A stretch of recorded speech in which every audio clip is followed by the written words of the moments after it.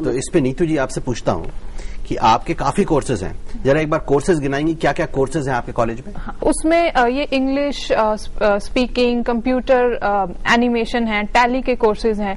इसके अलावा fashion designing courses हैं, टेलरिंग, स्टिचिंग टेलरिंग है, हेयर कटिंग है। इसके अलावा हम लोगों के अब फैक्ट्रीज की जो डिमांड है, क्योंकि हम जहाँ पे ऑपरेट करते हैं आसपास इंडस्ट्रियल एरियाज हैं, फैक्ट्रीज हैं, सो हमारे कोर्सेज अब शुरुआत हमने करी है उन फैक्ट्रीज की डिमांड, उन फैक्ट्रीज की उनको किस तरह के लोग चाहिए। इन्वेंट्री मैनेजमेंट हो गया, फिर बैग मेकिंग हो गया। सो इस तरीके के कोर्सेज भी धीरे धीरे हमने शुरू करे हैं कम्युनिटी कॉलेज में, ताकि बच्चों को ट्रेनिंग मिले और साथ ही साथ ही वो एम्प्लॉयमेंट मिल जाए। लेकिन जो कोर्सेज की हम अभी बात कर रहे थे, जैसे masonry, carpentry, electrical, plumbing courses, इनकी डिमांड ज्यादा नहीं है क्या? अगर नहीं है तो क्या कारण है जिसकी इनकी डिमांड नहीं है?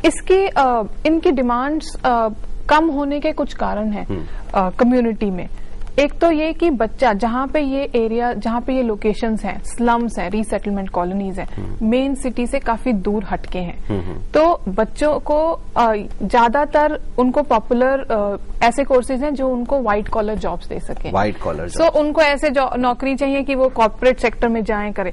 मेसनरी, प्लम्बिंग, इलेक्ट्रिकल, उसमें वो मांगता है काफी मेहनत, तो दूर जाना, अपनी जगह को छोड़ के रोज मेन दिल्ली में उनको जाना पड़ेगा, जिसमें कि कम्यूटिंग कॉस्ट होता है, जिसमें कि उनकी काफी आने जाने की कॉस्ट लग जाती है।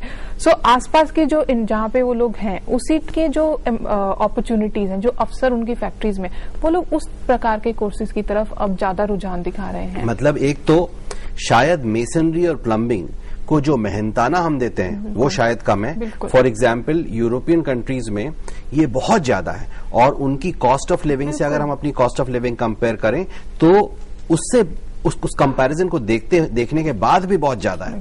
दूसरा, आप ये कह रहे हैं स्टेटस, ये पॉइंट हमारे शो पर कई बार आता है कि स्टेटस मतलब कि डिग्निटी ऑफ लेबर नहीं है।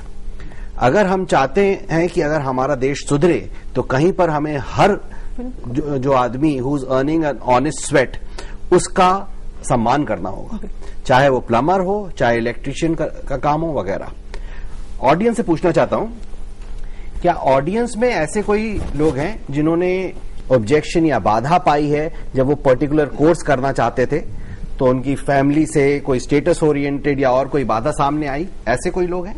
जब मैंने ये कोर्स ज्वाइन करना चाह रही थी, मैं क्या कोर्स करती हैं आप? मैं ब्यूटिशियन का कोर्स कर रही हूँ वेरी गुड फिलहाल। और मैं जब ये कोर्स करने चाह रही थी तो मेरे मेनली हस्बैंड ने बहुत ज्यादा डिस्टर्बेंस दी थी मुझे। उन्होंने बहुत मना किया मुझे यहाँ जाने के लिए। और क्या कारण था मना करने का? मना करने का यही कारण था कि ये एक लोअर क्लास जॉब है। क्या ऑब्जेक्शन था उनका? उनका ऑब्जेक्शन ये था कि हमारे यहाँ से लड़कियां पहले तो बाहर नहीं जाती हैं, और अगर जाती हैं तो कोई अच्छी जॉब पे जाएं, नहीं तो बाहर नहीं निकलना है। तो वो चाहते हैं कि बेटियां घर में ही सेफ हैं, बाहर सेफ नहीं है। सो ये देखिए फिर से स्टेटस सामने आता है, और इसके बारे में हमें सोचना है। अगर हम अच्छी सर्विस चाहते हैं, चाहे प्लम्बिंग में, चाहे मेसनरी में, हमें उनके मेहनताने पे थोड़ा सोचना पड़ेगा। वेस्टर्न वर्ल्ड में यही है फायदा, डिग्निटी ऑफ लेबर बहुत डिग्निटी ऑफ लेबर। और आप कह रहे हैं मेसन बनना, कारपेंट्री, आज बेस्ट फर्नीचर कौन बनाता है? जिसको आता है फर्नीचर बनाना। आज मेन कंस्ट्रक्शन मल्टी स्टोरीड का कॉमनवेल्थ गेम्स की कंस्ट्रक्शन किसने की है? उसी ने, जिसको प्लम्बिंग आती है। तो कौन प्लम्बिंग कहता है सिर्फ झुग्गी झोंपड़ी बनानी है? प्लम्बिंग मल्टी स्टोरीड है। आपका मेसनरी मल्टी स्टोरीड है। आपका ये जो ब्यूटी का है, ब्यूटी कल्चर, ब्यूटी सलून्स कितने कितने खुले हैं, कौन नहीं जाता उसमें? कितना एक्सपेंसिव है। सो ये छोटे जॉब्स नहीं है अब, ये तो बड़े कीमती हो चुके हैं। और मिनिमम वेजेस लगने से इनको बहुत अच्छी पेमेंट भी है, और जब ये प्राइवेट सेक्टर में जॉब करते हैं इनको तो बहुत ज्यादा इनकम है। सो मैंने देखा बाहर की कंट्रीज में प्लम्बर होते हैं या कारपेंट्री होते हैं, अपने मोटरसाइकिल पे आते हैं, काम करते हैं, मोटरसाइकिल से अपने या गाड़ी में आते हैं, गाड़ी में जाते हैं, क्योंकि इतना कमा पाते हैं। तो ये भी कमाएंगे अगर ये मल्टी स्टोरेज सेक्टर्स में काम करेंगे या ब्यूटी सलून्स में। सो आज ये छोटी कमाई नहीं है, छोटी कमाई नहीं है। सर मेरे जीजू ने ऑब्जेक्शन उठाया, उन्हें लगा कि इसमें ज्यादा शोषण करते हैं लड़कियों का, और लड़कियों को इस तरह से बाहर नहीं निकलना चाहिए, खराब हो जाती हैं लड़कियां अगर बाहर ज्यादा उन्हें आजादी दे दी जाती है। तो इस पर्टिकुलरली फैशन डिजाइनिंग में? Yes sir.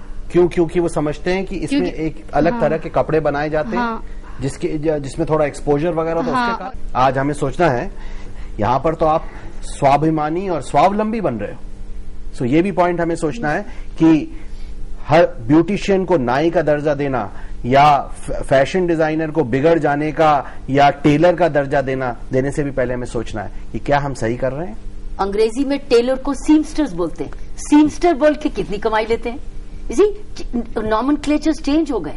सी प्लम्बर को अब आप कंस्ट्रक्शन इंजीनियर बोल रहे हैं। करेक्ट। सी दैट कारपेंटर को एक फर्नीचर डिजाइनर बोल रहे हैं। नेम चेंज हो गए और ये वाकई फैशन, अब ये डिजाइनर्स बन गए। और आप देखते हैं मोस्ट एक्सपेंसिव फर्नीचर आपको एक्सपेंसिव शोरूम्स में मिलता है। इतने मॉल्स जब आ गए हैं, फर्नीचर शोरूम्स का किसने बनाए? उसी ने जिसको फर्नीचर डिजाइनिंग आती है। Exactly. काम तो वही आरी से करोगे आप। करेक्ट। उसकी मशीन टूल्स बदल गए, आपकी कैंची का स्टाइल बदल गया है, या आपके पास कर्लिंग डिजाइन बन गया है, या आपको कलर्स के शेड्स बदल गए, लेकिन है तो वो एक क्रिएटिव आर्टिस्ट। अब ये क्रिएटिव आर्टिस्ट है, चाहे आप प्लम्बिंग करें, चाहे आप ब्यूटी करें, चाहे आप क्लोथिंग का करें। तो लेकिन प्रॉब्लम यही है कि वो एक कंट्रोल थ्योरी है, जो जहां पुरुष की दिमाग अभी भी वो पुराने जमाने में है, वो अपनी बहन या नीस या वाइफ या बेटी को कंट्रोल करता अभी भी।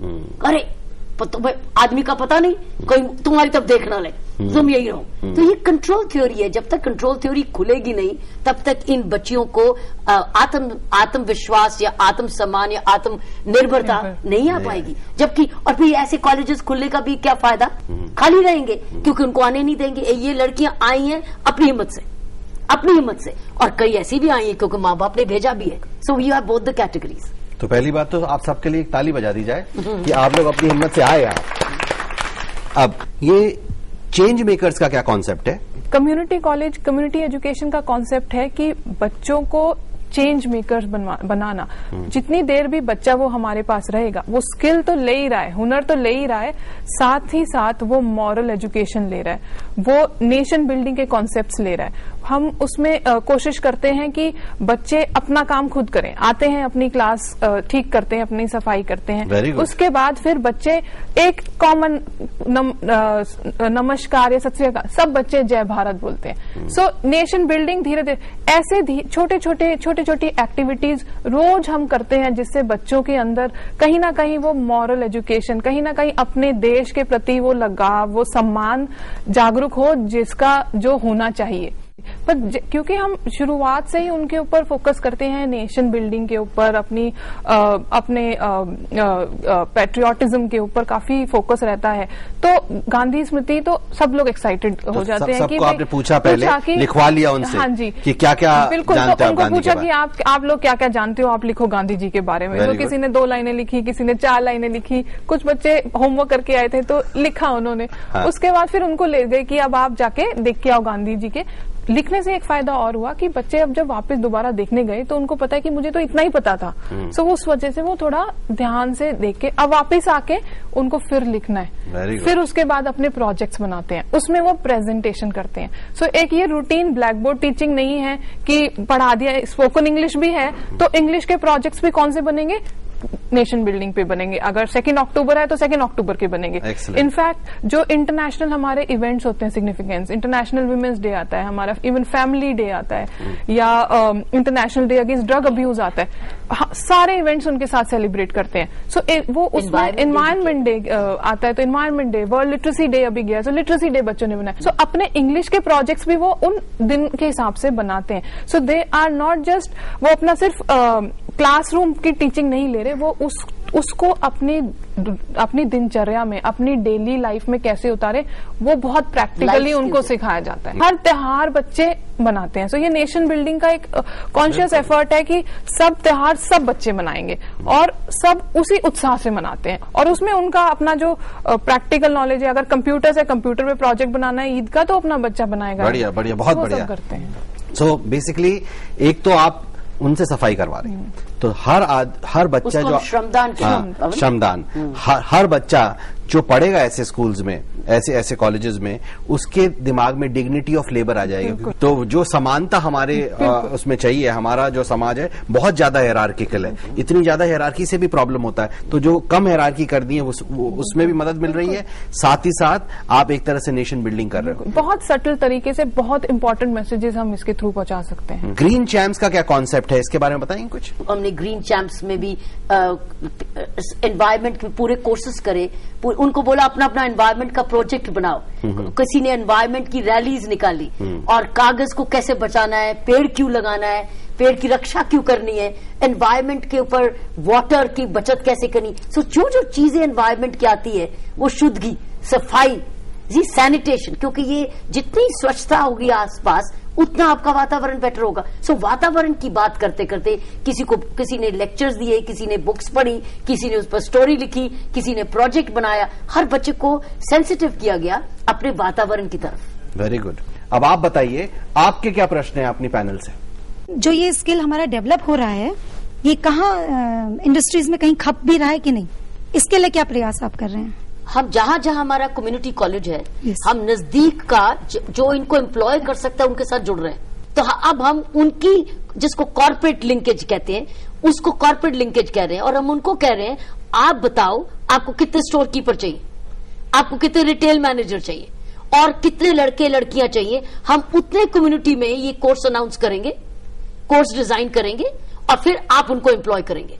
तो हम उनकी जरूरत मीट कर रहे हैं। मतलब ये कि बस्ती से ही आपको मिल जाए। तो जब आपके पास साथ में बस्ती है, बच्चे 10वीं पास, 8वीं पास, 9वीं पास हैं, तो बच्चों को क्यों नहीं हम ये स्किल दे सके ताकि वो एम्प्लॉयबल। सो हम लोग इस तरीके से कॉर्पोरेट वर्ल्ड या जो जिनके पास जॉब्स हैं, जिनके पास जरूरत है और इधर स्टूडेंट तैयार है, और हम कम्युनिटी कॉलेज उस स्किल को अब हम ट्रेन करके ताकि एम्प्लॉयबल बन जाए, उनको काम मिल जाए, उसको जॉब मिल जाए और हम अपनी शिक्षा पूर्ण कर सके। आपने जो एडल्ट एजुकेशन का प्रोग्राम रखा है, पर मैम जो छोटे बच्चे हैं जो 18 साल से कम के हैं और जो अपनी एजुकेशन नहीं कर पाते, उन पे इतना पैसा नहीं है जो एजुकेशन कर लें, उनके लिए वो सीधा बस नौकरी करना चाहते हैं, उनके लिए क्या प्रोग्राम आपने रखे मैम? उनके लिए भी वो पहले इसीलिए प्रोग्राम्स, जितने कम्युनिटी कॉलेजेस में वोकेशंस बढ़ेंगी, हर एक लिए कोई ना कोई जगह आ जाएगी। इसीलिए कम्युनिटी कॉलेज का ये फायदा है कि सिर्फ इंग्लिश ही और कंप्यूटर्स ही नहीं और रिटेल मैनेजमेंट नहीं, कोई और हाथ के काम भी। जैसे मैंने कहा ना, एजुकेशन दिमाग, दिल से और हाथ से है। तो अगर हम हाथ के काम और सिखा सके तो बच्चे की हुनर के अनुसार, और वो कम्युनिटी कॉलेज में स्किल्स कोई अंत नहीं है। कम्युनिटी कॉलेज की यही फ्लेक्सिबिलिटी है। किसी कॉलेज, दूसरे कॉलेज में आपको फोर्स कोर्सेज लेते हो, बड़ी भारी अप्रूवल चाहिए, ऐसी बात नहीं है कम्युनिटी कॉलेज में। कम्युनिटी कॉलेज में समुदाय में किसी चीज की जरूरत पड़ी है, वो आप कोर्स शुरू कर सकते हैं। इसका मतलब उनकी नीड के बेस्ड कोर्सेज कर सकते हैं। मेरा क्वेश्चन ये कि कई बार ऐसा होता है कि पेरेंट्स को पता है कि वो बात गलत है, लेकिन फिर भी वो उस काम को करते हैं। वो ये सोचते हैं कि पहले वालों ने नहीं किया तो हम क्यों करें। तो अब मेरा क्वेश्चन ये कि हम ऐसे क्यों हैं कि हम जानते हैं कि वो चीज गलत हो रही है, लेकिन फिर भी हम गलत करते हैं। हम ऐसे क्यों हैं? इसलिए क्योंकि हम अनजान हैं, हम गैर जिम्मेवार हैं, हम अपनी जिम्मेवारी से भागना चाहते हैं। ये माँ बाप जल्दी लड़की को भेजते हैं शादी करके ताकि उसको एक जिम्मेवारी समझते हैं, एक बोझा समझते हैं, उसकी ये नहीं देखते कि उसका जीवन निर्माण करना है। हम ऐसे इसलिए हैं क्योंकि हम गैर जिम्मेवार हैं। पैसे के पॉइंट ऑफ व्यू से, जिससे आदमी के पास साधन आए, वोकेशनल एजुकेशन जरूरी है। देश के पॉइंट ऑफ व्यू से वोकेशनल एजुकेशन जरूरी है। कंट्री का जीडीपी बढ़ेगा और साथ ही साथ कंट्री का इंफ्रास्ट्रक्चर रिपेयर करने की पॉसिबिलिटी आएगी। बहुत ही बढ़िया ये सेशन रहा। नई शिक्षा प्रणाली के बारे में पता चला और ये क्रांति आनी चाहिए इस देश में। आप दोनों का बहुत बहुत धन्यवाद। आप हमारे शो में आए Kiran ji, thank you very much. Neetu ji, आपने भी बहुत अच्छे पॉइंट्स बोले, थैंक यू वेरी मच। और हम सब क्या बोलेंगे अब? जय भारत। ऐसे क्यों है आज खड़ा ये सवाल है।